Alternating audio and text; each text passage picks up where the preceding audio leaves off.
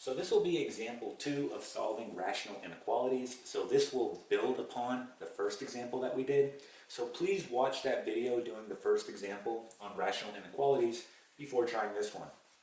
All right, so let's get right into it.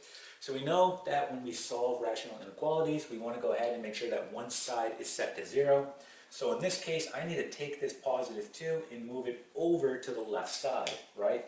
So by doing that, I'll get the following. I get x minus 1 all over x plus 3. I'm subtracting 2, right? So minus 2 less than or equal to 0. There we go. We now have one side set to 0. But, right, I want to go ahead and get the same common denominator here, so I can go ahead and combine what I have on the left side. So remember, this negative 2 is really over 1, right? So it's really like this, right? Negative 2 over 1. So if I simply just multiply my denominator and numerator by x plus 3, right, I'll have the same common denominator, and I can go ahead and combine it together, right? So let's go ahead and rewrite this again. So I have x minus 1 all over x plus 3, right? And then I'm going to get the following, minus 2 times x plus 3 all over x plus 3. And this is going to be less than or equal to 0. All right, let's go ahead and simplify it down a bit further.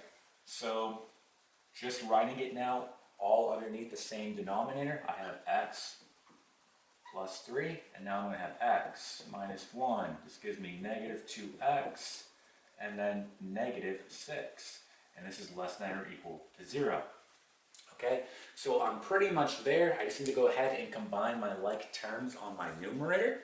Okay, so I'm going to write my final simplified answer right here. So I'm just going to erase this, and then we'll go from there. All right, so again, I just have to go ahead and combine my terms on my numerator, and we'll be good to go. So let's go ahead and erase this.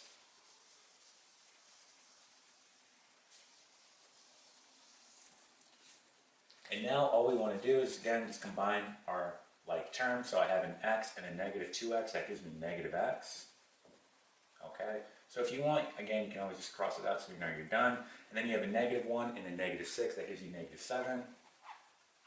Okay, this is all over x plus 3. Again, less than or equal to 0. There it is.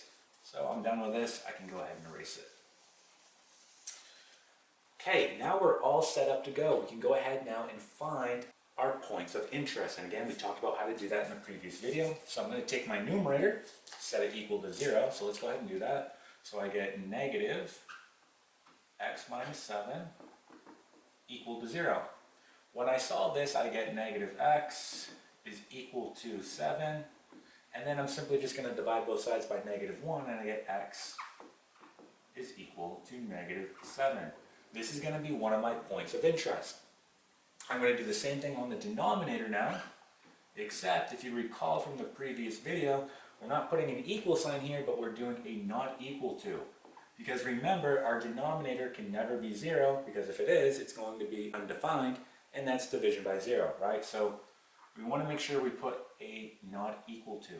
And we're still going to solve it, so we get x, I'll do it right here, x is not equal to negative 3. This is another point of interest. So now that we have our points of interest, we can go ahead and put this on a number line. So let's go ahead and do that. So let's just draw one out real quick. All right, so just putting it here. And again, it doesn't have to be perfect, right? So I'm going to put my points of interest on this number line, going from least to greatest. So I'm going to start with negative 7. So I'll just put negative 7 here. And then putting on negative 3, I'll just put that here. And we'll just call it 0, okay? Now remember, x can equal negative 7. So to show that, I use a closed circle. Again, this goes back to graphing inequalities. X cannot equal negative 3, so to show that, I use an open circle. Okay? Now at this point, we're going to go ahead and pick our test regions, right? Because we need to test our regions to see if it's going to satisfy our inequality, and from there we can get our final solution, which will be in interval notation, right? So again, everything to the left of negative 7, we're going to call that region 1, okay?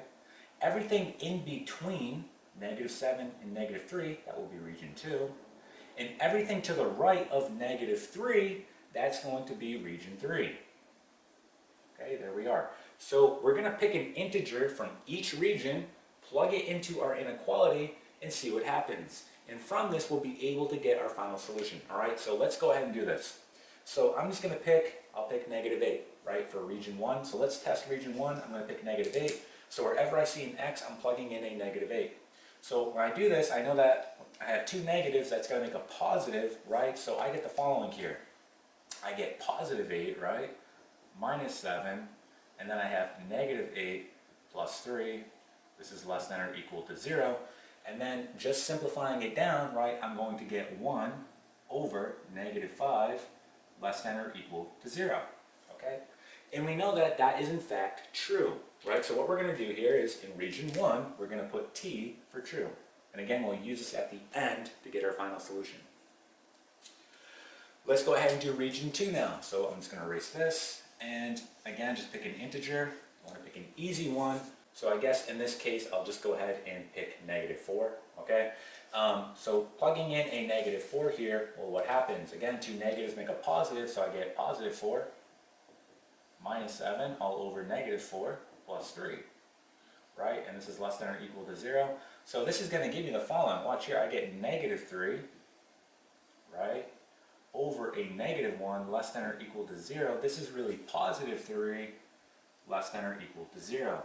And we know that that is false, right? That's not true. So what we want to do for region 2, we're going to put an F, that's false. Okay?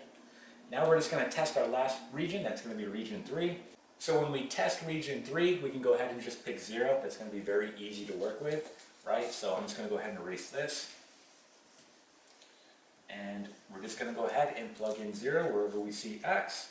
So essentially what I get here is if I plug a 0 in here and a 0 in here, this is just going to be -7 all over 3, right? And this is going to be less than or equal to 0. And we know that, yes, that is true, right? So what we want to do for region 3, let's put a t for true. Okay? Now we have all the information we need to write our final solution in interval notation. So let's go ahead and do that. So just erasing this, and here's going to be our final answer. So you always want to go left to right. So I can see here that I'm going from -infinity to -7. So to write that, I do the following. I use a parenthesis because remember, you cannot be on -infinity. You can go up to it, but you can't be on it, right? And then I'm going to -7. And again, -7 is going to be included in the solution because, again, it's a shaded in circle, it's equal to, right? So to show that, I use a bracket. There it is, okay? And if you see on region 2, right, that's not part of my solution, right? So I'm not going to write anything there. And then I go to region 3, which is part of my solution. But notice there's a gap there. I go from region 1 to region 3. So to show that gap, I use a union, right? That's a gap between our solution. And then again, this is an open circle on -3. So -3 is not part of our solution. So we show that by using a parenthesis, -3. And then we're going to +infinity, which again, you cannot be on +infinity. You can go up to it. So again, we use a parenthesis. This here is going to be your final solution in interval notation, right? So we can go ahead and just box it in. All right, and that is it. So that is solving rational inequalities, and this is example 2.